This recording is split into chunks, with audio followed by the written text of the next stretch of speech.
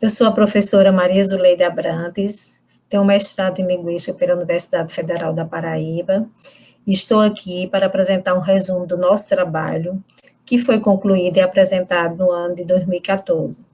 Vou colocar alguns slides para dar apoio a esta apresentação.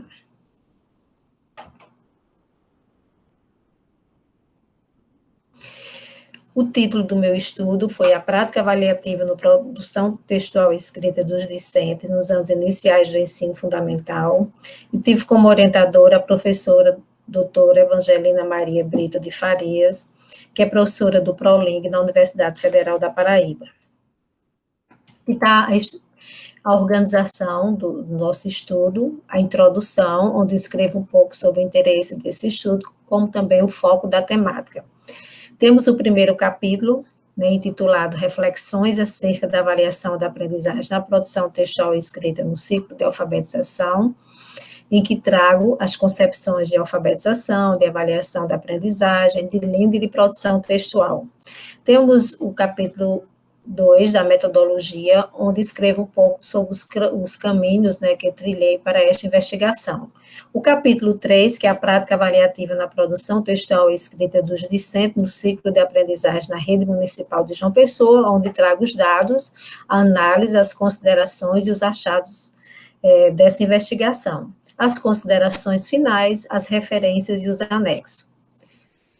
Tivemos como objetivo geral, analisar práticas avaliativas do professor frente aos desvios de alunos do ciclo de aprendizagem na produção textual e escrita para uma maior compreensão do alcance do processo de formação continuada.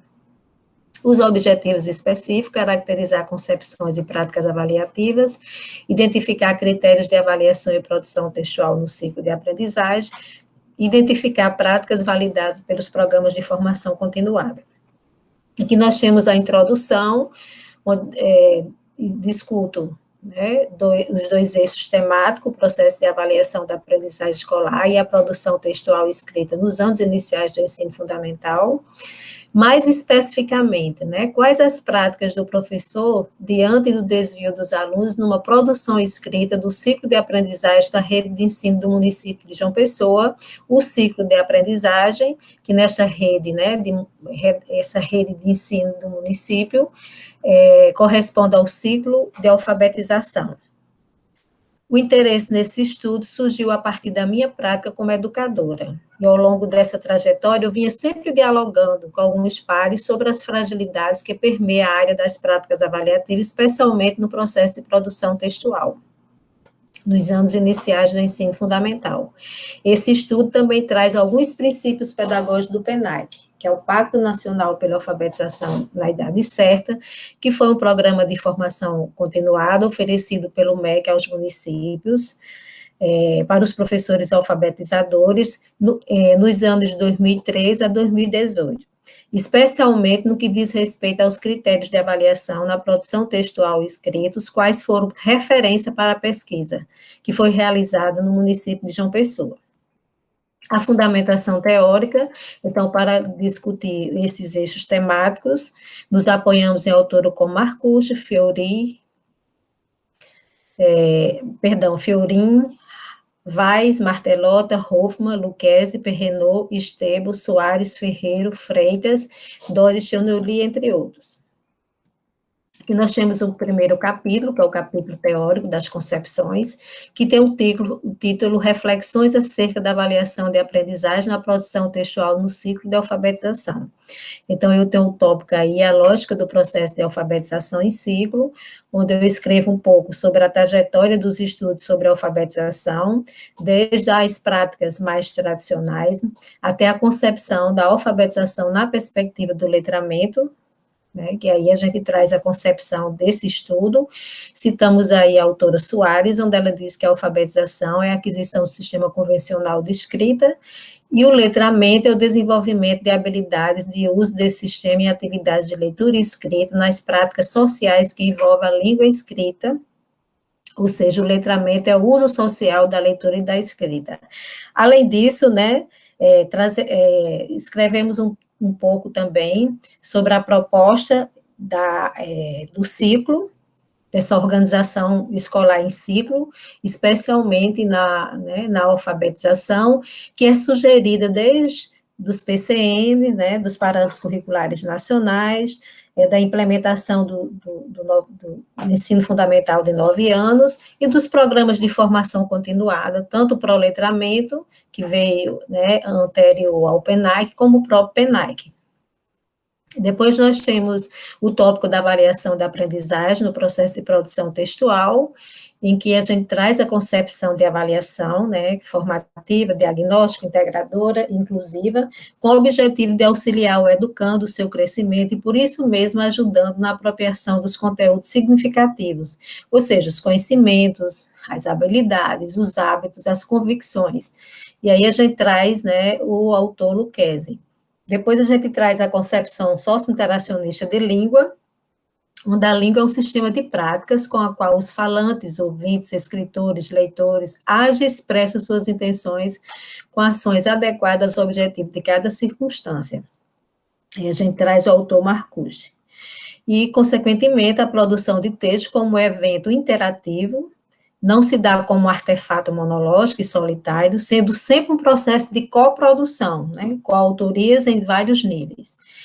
E também colocamos a definição do que a gente compreende como desvio nesse estudo, que diz respeito a tudo que foge à regra da língua portuguesa. A metodologia pressupõe uma abordagem metodológica de pesquisa qualitativa, foi realizada numa escola pública municipal de João Pessoa, na Paraíba, com a professora que lecionava no segundo ano do ciclo de aprendizagem, como eu disse anteriormente, corresponde ao ciclo de alfabetização. Os instrumentos utilizados foram entrevista semi-estruturada, observação em sala de aula durante uma produção textual, com duração de 4 horas, e cópias de práticas de produção escrita no caderno de 2 alunos. Os dados foram analisados a partir da proposta do PENAIC, que é o Pacto pela Alfabetização na Idade Certa, que falei anteriormente. Aqui nós temos o quadro, que é a referência, para analisar nossos dados, um quadro que é sugerido no caderno do 3º ano, na unidade 1 do PENAIC, referente à produção de textos escritos. Então, são os direitos de aprendizagem, que são sugeridos no PENAIC, não só para a questão do eixo de produção de texto, mas também para outros eixos de língua portuguesa. Mas aí nós fizemos o recorte aí, para a produção de textos escritos. Então, os direitos de aprendizagem são as capacidades que os alunos precisam consolidar, para que garanta a sua aprendizagem. E aí nós temos para o ano 1, o ano 2 e o ano 3, e temos aí os índices de progressão do conhecimento, que é o I é introduzir, o A é aprofundar e o C é consolidar. Então, esses critérios eles serão de base para a análise dos nossos dados. Aqui nós temos o capítulo dos dados, que é a prática e avaliação nas produções textuais do discente do ciclo de aprendizagem na rede de ensino municipal de João Pessoa, onde a gente traz o primeiro instrumento, que é a análise da entrevista, trazemos fragmentos da fala, do discurso, da professora, e diante da pergunta como ela planejava, a produção textual com seus alunos, ela fala o seguinte, primeiro a gente trabalha com a questão da leitura, que é fundamental, com a diversidade de gênero de texto, a finalidade última do texto é que o leitor se aproprie, que compreenda a mensagem, sempre trabalho para quem se escreve, porque se escreve para quem escreve, pois o maior critério da gente é esse, a preocupação com o produto final, que o leitor possa se apropriar daquele texto e compreender a mensagem. Depois ela traz, procuro trabalhar com textos simples, as parlendas, as quadrinhas, é claro que eles precisam amadurecer. Essa questão da maturidade para atingir a produção textual. E aí a gente percebe a coexistência de 2 discursos, ora de uma concepção socio-interacionista de língua e alfabetização numa perspectiva do letramento, quando ela considera a questão da diversidade de gêneros textuais, quando ela considera a importância, né, do contexto de produção, e ora de uma concepção de alfabetização mais tradicional, quando ela escolhe texto mais simples, e argumenta que os alunos ainda não têm essa maturidade.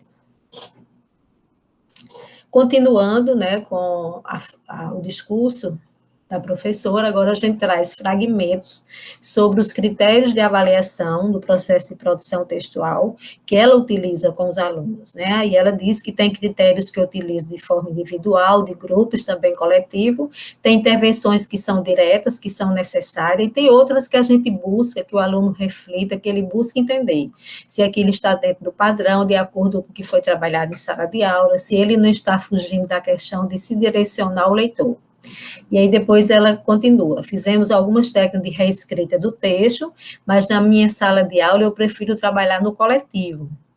A gente seleciona 1 ou 2 textos no anonimato, sem dizer quem produziu, e a gente traz para a turma avaliar. Isso ajuda muito. Eu percebo que na minha prática ajuda muito mais do que eu trabalhar isoladamente. Então, aí ela coloca já a importância de fazer a revisão textual. E depois ela traz, né, o que ela compreende sobre a questão do desvio. Ela diz que o erro para a gente é um elemento que a gente tem para ver em que posse de escrita a criança está. Não é um erro proposital. É uma condição que ela tem para desenvolver naquele momento. É aquela escrita que ela tem e com o passar das atividades que a gente vai desenvolvendo em sala de aula. Então, esse discurso demonstra, né, indício de uma prática interventiva, reflexiva, com possibilidade de revisão e reescrita de texto durante o processo de escrita. E também o desvio é visto como uma possibilidade de construção e reconstrução do que foi realizado. E isso aponta, né, a perspectiva de uma avaliação formativa, e é essa concepção de avaliação, né, que a gente se apoia para esse trabalho. Aqui nós temos a análise da observação em sala de aula, que foi um outro instrumento. Aí temos o tópico, a prática da professora e o contexto de produção textual, que foi no momento que a professora fez a produção com os alunos. Ela fez uma produção textual do gênero lista, uma lista de feira, e explorou o contexto da situação de escrita. Ela resgatou os momentos significativos para os aprendizes, explorando seus conhecimentos prévios. Outros momentos que ela trabalhou, né, com a estrutura desse gênero textual. Depois, a prática da professora e os critérios de avaliação do processo de produção textual. Ou seja, quais são os critérios, né, que foram observados no momento dessa produção que a professora fez com os alunos. Então, a gente percebeu, né, que ela fez a revisão, a reescrita, ela utilizou momentos coletivos, em duplas, individuais, de reflexão sobre a escrita dos alunos, especialmente relacionado ao que o gênero textual lista permite. E aí ela focou no sistema de escrita alfabética, no SEA. E aí não possibilitou avaliar outros aspectos fundamentais no processo de produção de textos escritos, tais como recursos coesivos, paragrafação, pontuação, vocabulário diversificado, entre outros direitos de aprendizagem sugeridos pelo PNAE. Então, o gênero textual escolhido não possibilitou, né, a avaliação desses outros critérios de produção textual. Aqui nós temos o texto do aluno, né, com a reescrita, após a revisão textual. Aqui nós temos a análise do caderno dos alunos. Aí foi um outro instrumento, aqui só para salientar que foram 2 alunos, o caderno de 2 alunos, e aí a gente observou o mês de aula, foram 39 atividades realizadas, perpassando pelas várias áreas do conhecimento, 7 delas foram referentes à produção textual e escrita, aparecendo os gêneros textuais, listas, bilhetes, receita, culinária, ficha pessoal, entrevista e aviso. E aí a gente tem algumas observações sobre esta análise do caderno dos alunos. O que observamos, né? Que a maioria desses gêneros textuais são trabalhados como tarefa de casa, não aparecem outras versões dos textos, ou seja, momentos de revisão e reescrita textual no caderno dos alunos, e alguns textos apresentam as marcas mais tradicionais da correção. Então, a presença da estratégia de correção, ora resolutiva, em que a própria professora, né, faz a correção, ora indicativa, com a ausência do registro de reescrita dos alunos, algo muito presente no discurso da professora, como também no texto produzido durante a observação, ou seja, a gente não viu, né, não observou no caderno dos alunos esse momento da revisão textual, que foi algo que foi muito falado pela professora e que foi feito também durante a observação na produção textual com os alunos. Aqui nós temos texto dos alunos, em que a gente demonstra, né, aí, a correção da professora, ora resolutiva, que ela mesma faz a questão, e outra, né, faz a revisão, e outra a indicativa, né. Aqui nós temos um quadro que é um resumo das considerações e dos achados, né, que observamos nessa investigação. E aí nós temos duas categorias, avanço e desafio, ou seja, o que a gente percebeu de avanço, né, tanto no discurso como na prática dessa professora, como também os desafios. Então, a gente vai colocar aí por, né, nós colocamos por instrumento. Então, o que a gente percebe de avanço no discurso, na entrevista? A concepção de alfabetizar letrando enfatiza a importância do contexto de produção e o trabalho com a diversidade textual. O outro avanço, o trabalho com a psicogênese da escrita, considera os diferentes níveis de escrita dos alunos e a importância de trabalhar com as duplas produtivas, e a avaliação numa perspectiva formativa, considera o desvio como parte integrante do processo de aprendizagem e afirma realizar a reescrita dos textos com os alunos. O que a gente percebe como desafio? No discurso, na entrevista, apesar de reconhecer a importância do trabalho com a diversidade textual, afirma que procura trabalhar com texto mais simples, devido à imaturidade dos alunos, não considerando a progressão da aprendizagem espiral. Só lembrando aqui, né, que os autores Dawes e Chenelly, eles recomendam, né, o trabalho com a produção textual, com a diversidade de produção textual, especialmente com sequências didáticas, e ele também recomenda que trabalhe os mesmos gêneros textuais em níveis diferentes de escolaridade, né, considerando tanto as necessidades dos alunos, como também o nível de profundidade dos gêneros textuais. E o foco foi nas questões ortográficas, né, nas regularidades e nas irregularidades. Prioriza a revisão textual coletiva, porém é necessário também trabalhar a autonomia no processo de produção textual com os alunos. Então, é preciso também, né, que haja um momento individual com esses alunos. Na prática pedagógica, durante a observação, o que a gente observou, né, de avanço?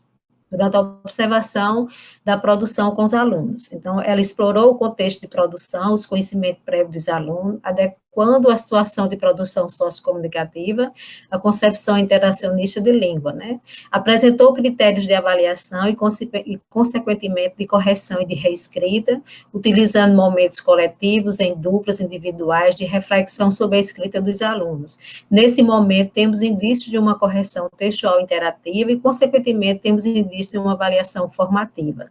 O que a gente ainda percebe de desafio, né, durante a observação? O texto lista apresenta sua própria estrutura coesiva, delimitada pela semântica, porém é necessário que sejam incorporados na prática pedagógica outros textos, que exigem do aluno a prática de outros elementos coesivos. O texto lista foi dado foco no SEI e na ortografia, como a gente enfatizou anteriormente.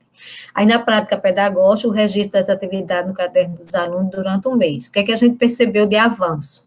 Atividades com produção textual e escrita, né? A gente viu uma diversidade de gêneros textuais. Mas o que a gente percebe ainda como desafio? Das 25 atividades de língua portuguesa realizadas durante o mês de aula, somente 7 foram atividade de produção escrita, e alguma delas para casa. Não foi observada a produção textual escrita nessa atividade de outros componentes curriculares. Percebemos a presença das estratégias de correção, ora resolutiva, ora indicativa, sem registro de autoavaliação do aluno. E a ausência do registro de reescrita dos alunos no caderno, algo que foi bem focado, né, no discurso da professora, como também no momento da produção com os alunos. Aqui nós trazemos novamente o quadro, né, do PENAIC, dos direitos da aprendizagem, e aí a gente faz uma comparação do que a gente observou, tanto em sala de aula, como também no caderno dos alunos, com relação a essas capacidades dos alunos, né? E aí, o que foi que a gente observou? Nos termos presente e não observado. Então, a gente percebe, né, que o termo presente está mais durante a observação em sala de aula do que na produção do caderno dos alunos.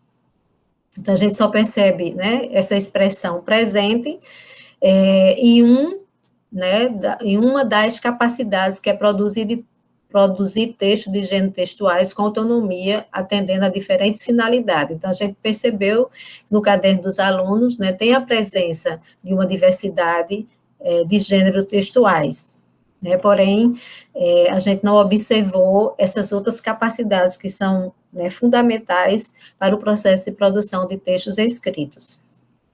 As considerações finais. Então, apesar de avanço observado no discurso da professora, a gente percebeu esses avanços, né, concepção de alfabetizado letrando, trabalho com a psicogênese da escrita, avaliação numa perspectiva formativa, mesmo que timidamente afetivado nas suas práticas pedagógicas, ainda apresenta muitos desafios na transposição didática, considerando uma prática numa concepção de ensino reflexivo, pelo menos no que diz respeito à produção textual e escrita, mesmo considerando as várias propostas que traz essa perspectiva, desde os PCNs, né, dos documentos de implantação do ensino fundamental de 9 anos, do Plano Nacional de Educação, e outros programas de formação continuada do MEC, né, como o Proletramento e o PENAIC. Então, a gente percebe, né, que a gente percebe que ainda existem desafios, apesar, né, da orientação dessas várias propostas institucionais. Depois uma outra consideração é que a transferência da teoria para a prática demanda uma série de conhecimentos e talvez isso não esteja sendo enfatizado nem na formação inicial do professor, nem nas formações continuadas, nem tampouco na formação em serviço no próprio espaço escolar, pois podemos evidenciar a transição de uma perspectiva a outra e a necessidade de uma formação mais consistente que assegura ao professor a clareza na sua prática pedagógica. Então, diante desse contexto, fazemos umas indagações, né, algumas perguntas. Então, sobre quais as possibilidades e os desafios das instituições formadoras do professor, tanto da inicial quanto da continuada, na melhoria da prática pedagógica do professor. Quais esses desafios, né? Como também quais esses desafios no interior da escola, para que ocorra essa transposição didática. E aí a gente faz uma pergunta final, né? A ausência de um trabalho colaborativo. Aqui nós temos a referência. Muito obrigada.